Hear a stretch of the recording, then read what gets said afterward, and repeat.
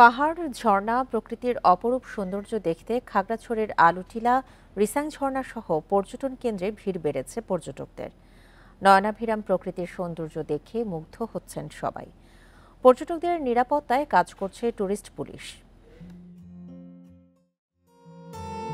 এই দৃশ্য খাগড়াছড়ির আলুটিলা পর্যটন কেন্দ্রের। ঝুলন্ত ব্রিজ, রহস্যময় গুহা, নন্দন পার্ক, ভিউ পয়েন্টের সৌন্দর্য দেখতে দেশের বিভিন্ন প্রান্ত থেকে আসেন হাজারো পর্যটক।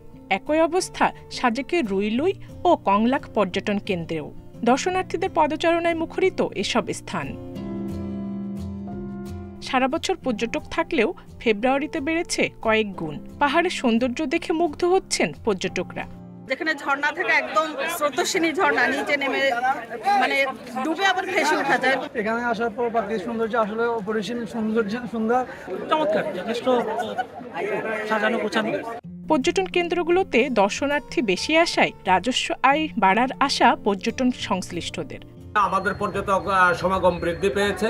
এরকম যদি বৃদ্ধি হয়ে থাকে তাহলে আশা করি আমাদের রাজস্ব আয় বাড়বে।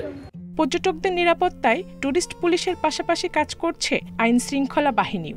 আমাদের পুলিশের, জেলা পুলিশের পক্ষ থেকে সর্বোচ্চ নিরাপত্তা নিশ্চিত করছি। পাশাপাশি এখানে টুরিস্ট পুলিশ আছে, বাংলাদেশ সেনাবাহিনী আছে, সবাই মিলে আমরা জয়েন্টলি আমরা নিরাপত্তা দিচ্ছি। দর্শনার্থীদের আকর্ষণ বাড়াতে পর্যটন কেন্দ্রগুলোতে সেবার মান আরও বাড়ানোর পরিকল্পনার কথা জানিয়েছে জেলা প্রশাসক।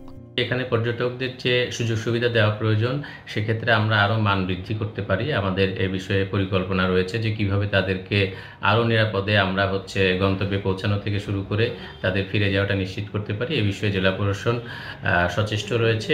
চলতি মাসে খাগড়াছড়ি ও সাজেকে অন্তত 30,000 পর্যটক ভ্রমণের আশা পর্যটন সংশ্লিষ্টদের।